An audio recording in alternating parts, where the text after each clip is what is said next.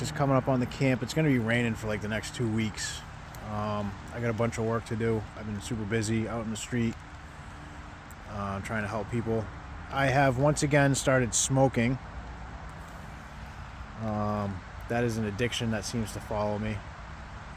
One thing I like about this place is there's an island over there, and I would love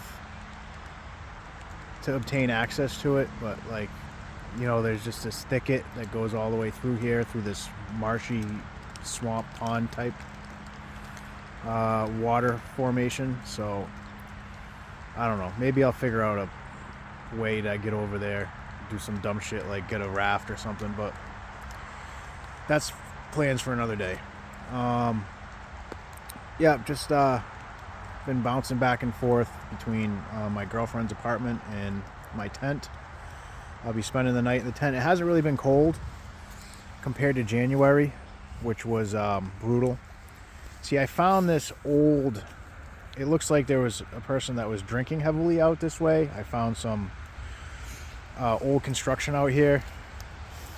The road that I've been hiding my truck on is actually an old construction road. I don't know if you can see my truck, kind of like hidden in plain sight.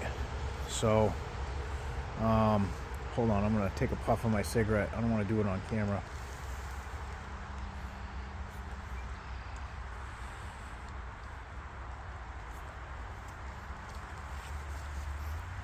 So yeah, it's wet out here, and I want to see how old these bottles are.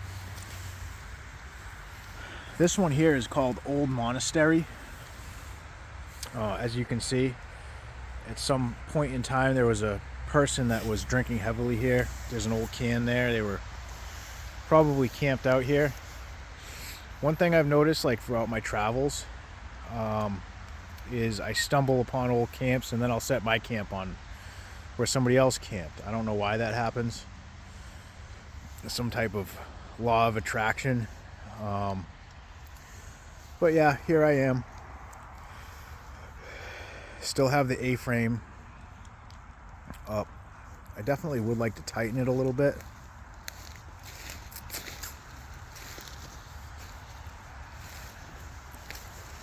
So I've been seeing a lot out in the streets of the city I've been working. It's just a sad state of affairs when people are stuck living outside in the cold. Not everybody that I encounter struggles with addictions, but the good majority do. One thing that has really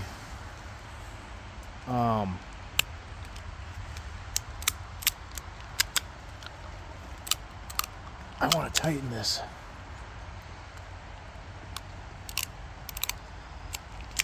Not too much. Just in case, like I have it at a good spot where, like, if a branch falls,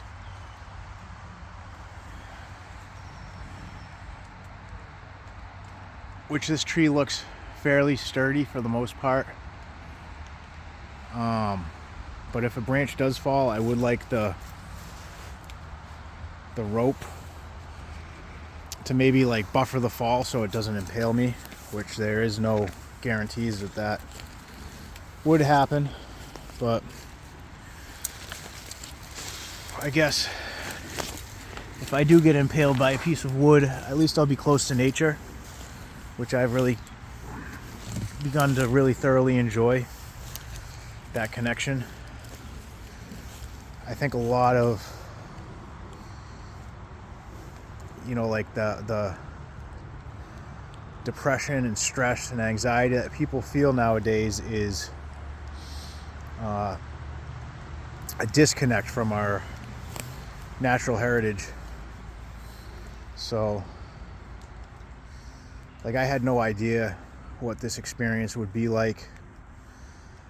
It does get depressing seeing people struggling and suffering out in the streets that are homeless and they don't have the means to be healthy for whatever reason, whether they be like behavioral reasons or other psychological factors that play key role in their situation. But it's just, yeah, it's not the easiest things, but at the end of the day, I feel like I'm helping people, and I feel like living this way out here has been helpful. There are beavers out here. They like to make themselves known by slapping their tails in the water. They know I'm here. There was a red squirrel. It wasn't a gray squirrel, it was a red one. He knows I'm here and he runs around sometimes. He's not super comfortable with my presence, but he's been leaving me alone lately. I heard a whole pack of coyotes the other night. I think it was on the other side of the road from where I'm located. But yeah, it's not bad, but it's not great either. It's been difficult trying to manage my life and do the things that I want to do. One of the things I did kind of tell myself coming into this is I didn't really plan on forcing myself into uncomfortable situations. I'm gonna make do with what I got. So that's what I've been doing, and try to live a life that is healthy for me, but is a house where I'm unhoused. I do not have a solid home, and that's kind of the way it is. It's definitely helped me learn a lot about myself. It's helped me develop my relationship with my girlfriend. And one thing I learned about myself is if I have a home and I'm comfortable and our relationship there's tension, or if I feel strained, then I'll just disconnect. And like, that's fear of commitment, that's fear of working through things, difficult situations. And I recognize that, like, that's a big part of my psychological burden, is like, if something's difficult and I don't want to do it, then I'll avoid it. So I guess at this point, yeah, like, would I want to stop living in this tent and get situated in a place to live and move on with my life? Yeah, but I made this project a year, so I'm going to go a year. I don't know what that's going to look like at this point. I want to do more traveling, and what's coming down the pipeline is I am going to put together like a little mini docu-series where I'll set up another encampment, and I will teach people how to live for under $1,000 a year with nothing but a few supplies, a tent, and a bicycle in a given area that provides enough services that a person can survive, like live off the land, live off the services. What would that look like for personal development? I don't know. I do understand, the process, the social systems here and how that works and what we can do to improve our situation. I'll talk about that, but I want to keep it simple. Just a survival plan for a person to survive unhoused for a year. But the rain is picking up right now. I'm going to get in this tent and I'm just going to do some work and relax for the evening. So everyone have a good night.